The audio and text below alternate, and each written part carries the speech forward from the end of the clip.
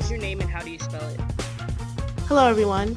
My name is Candace Lance, and I was born in Lancaster, California, at the Antelope Valley Hospital.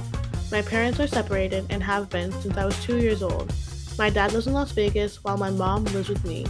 Almost every summer, I would go visit my dad until I got my first job about 1 year ago.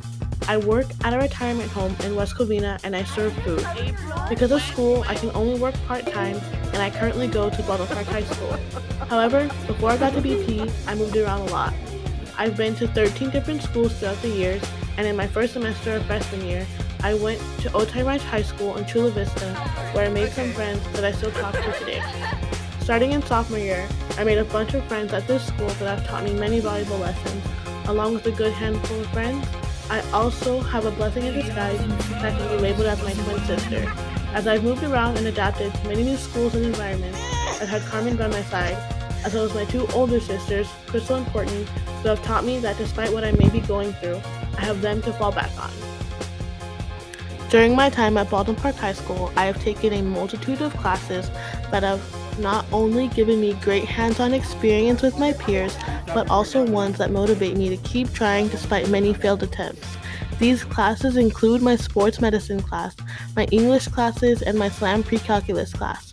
Through my sports medicine class, I have learned to appreciate learning outside of the traditional setting, and in my English classes, I have realized the value of discussion and perspective, which is especially important living in 2019 with such a diverse group of individuals between my classes and outside of school with my coworkers that I interact with every day. On the other hand, my pre-calculus class has forced me on many occasions to not give up despite obstacles I will no doubt face throughout my life. This is similar to my attempts to overcome certain issues I have recognized during my time at Baldwin Park through our school's upcoming Black Culture Club, which further relates to Alice Walker's attempt to call out multiple social injustices through her novel, The Color Purple. Over the summer, I read the novel The Color Purple by Alice Walker, which highlights many uncomfortable topics in order to argue that these issues help to develop one's personal identity, and these problems, along with close relationships, aid in forming resilience in the face of ignorance and discrimination. Through the theme of feminism, Walker was able to successfully address the issues of racism, abuse, sexism, and classism surrounding her time period, which can easily be translated into similar issues surrounding the U.S. today, such as systemic racism, discrimination, and hate crimes. Through The Color Purple, Walker's effort to stimulate change stood out as she addressed topics that she knew would cause harsh backlash from critics, such as homosexuality and self-acceptance, as her characters demonstrate that it is okay to love oneself and others no matter who or what they are, despite pressing ideas in our society of who the perfect person is based on race, body type, and even background. Walker uses her characters and stories to represent non-fictional issues, and Walker even uses her writing platform as a device to continuously draw attention to faults she sees in the way human beings treat other human beings just because they are different or not defined as perfect.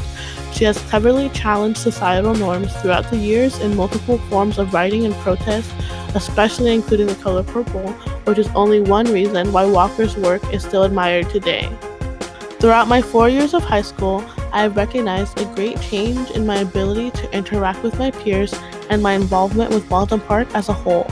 Luckily, after freshman year, I feel I was successfully able to partake in the typical agenda of the high school experience as I became involved with sports, clubs, and extracurricular activities. Since sophomore year, I've played varsity tennis, and I was able to obtain a multitude of wonderful relationships thanks to my involvement in the sport and my kind-hearted teammates. Through tennis, I've been able to further develop my collaborative skills in a broader manner as I've been forced to constantly interact with them during the summer and our fall seasons, despite tennis being a relatively secluded sport. As well as joining my first sport in sophomore year, I joined Studio 409, which is our school's video production club. I started as a member, and then I became president my junior year and vice president this year.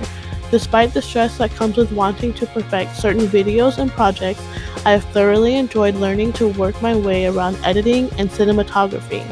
Beforehand, I had never really considered myself as being able to understand such topics, but through Studio 409, I have learned that it really just takes patience and practice.